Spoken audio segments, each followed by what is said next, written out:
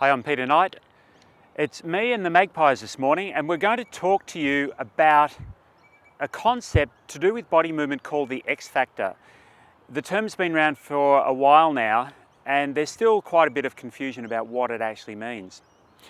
If I hold these two clubs against my body, one against my hips and one against my upper body, they're both parallel.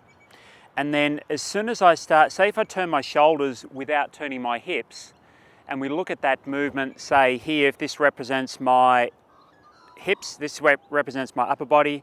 If my upper body turns, all of a sudden I've got the shape of an X. So the X factor is really just the difference between my upper body turn and my lower body turn. Now, where it's important in the golf swing is that your upper body needs to turn more than your lower body in order to develop torque through the middle of your body. The reason the torque's important is that we have this thing with muscle thing called the stretch shortening cycle. So my muscles stretch and then I can contract them and move my body and bring about development of speed.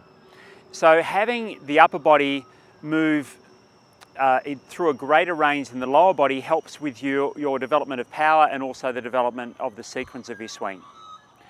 And the best way to smoothly start to develop that is that when you begin your backswing, have the feeling that the first thing that moves with your swing is your upper torso, or even think of it as either your rib cage or think of your chest, shoulders and back as a single unit. And then as you start to swing back, you've definitely got movement with your upper torso, arms nice and soft, before your lower torso starts to turn. And all of a sudden that will start to develop that movement.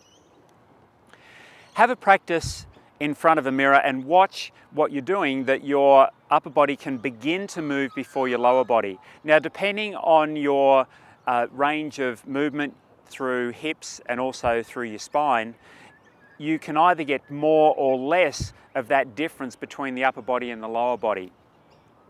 Gaining extra movement, which is usually a lot easier for women and for younger players, is not necessarily a great thing because you can stretch too far and you don't have the ability to get power from the contraction of your muscles in the downswing and the way the sequence works.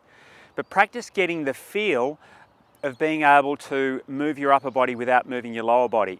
So from here, one exercise that you can do is when you swing back, can you turn your upper body without moving your lower body? That's one exercise that you can do. Another is to stabilize your upper body and then move your lower body without moving your upper body. Now, for some players, it's a surprise they actually can't do that. But just getting the feel of that, even as I did through short, small ranges of movement, is going to start to give you the feel of being able to move your upper body or your lower body independently. Practice that and you'll find that X factor will no longer be a mystery to you.